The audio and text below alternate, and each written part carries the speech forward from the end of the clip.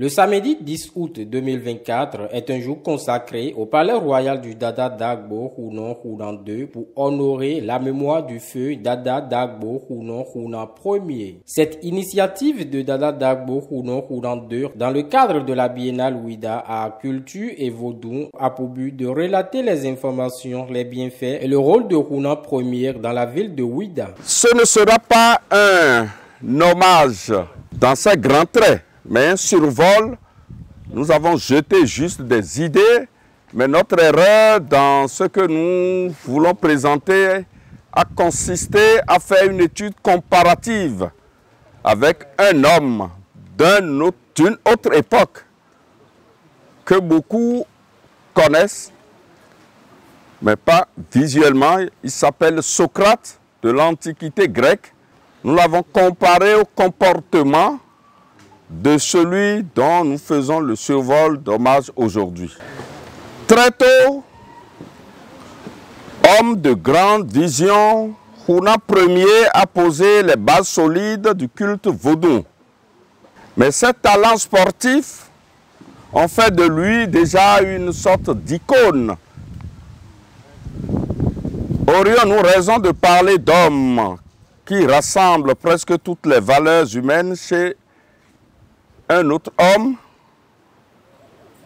qui nous soit permis de faire un tour à ce penseur, mais qui n'est pas un auteur, car Socrate n'a pas laissé d'écrit. Mais sa vie a retenu l'attention de tous les savants de son époque qui le vénéraient par une qualité exceptionnelle, son humilité, qu'on retrouve encore chez Dagbo Hunan Ier. À l'humilité s'ajoute la facilité de contact, le sens développé de l'écoute. Cet événement tant attendu dans la ville de Ouida a été honoré par la présence des acteurs culturels, des têtes couronnées, des adeptes du vaudou et un nombre important d'invités. Il nous a laissé un témoignage de paix.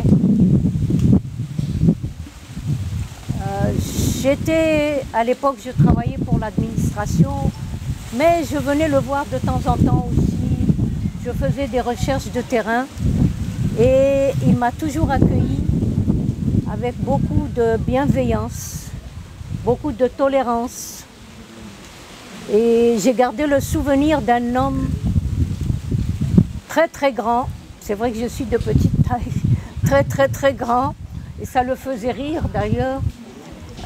Qui avait toujours du respect envers ses visiteurs et aussi une grande générosité. On ne sortait du Khokhoué après une discussion que lorsqu'on avait mangé.